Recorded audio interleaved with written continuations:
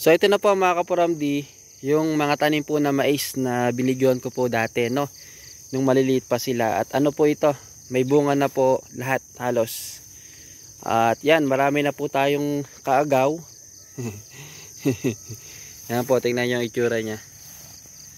Marami na tayong kaagaw, no? Inaano po siya ng mga daga. Nagpepestan. Tingnan nyo gaano kagaling mga po yung mga daga. Oh. Hinihimay kasi nila yan. Kung mabibidyohan nga natin mas maganda. Tingnan mo. Oh. Inubos na nila yung laman. Hinihimay nila yan eh. Kinakamay nila. Iniisa-isa kinakain. Yan. So halos dinadaga po yung mga mais po natin. Yan. Pero nakakaano po. Baga panggamit-gamit lang po nakakapakinabang naman.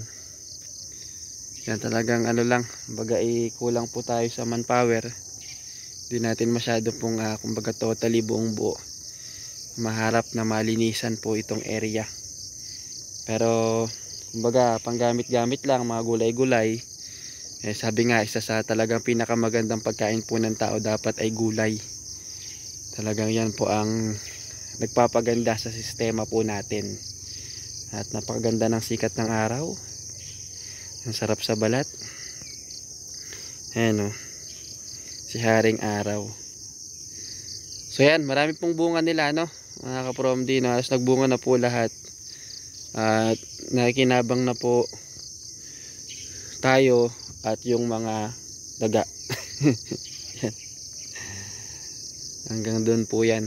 Kaya lang talagang matindi po yung pag-atake ng mga daga po.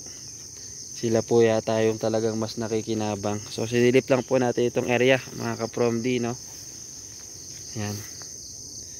Maisan. So yan, pag sa may mga tanim tayo, ba, mga mais. So iba't iba po yan kung ano man yung ating mga tanim po na mga gulay man yan or kung ano man tanim natin, laging may kalaban.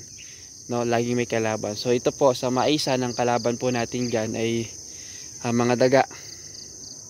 Yan, talagang napakarami po nila kapag maisan. So may naman yan, may mga paraan para makontrol po sila, lalo yung talaga nagpa-farm ng intention po ay pagbenta. Unang-una, kailangan po yan ay talagang mga malinis po yan, no, yung area, para hindi masyadong sinasalakay po ng iba't ibang mga insekto at ganoon din nga po ng iba't iba pang mga peste sa atin pong mga pananim.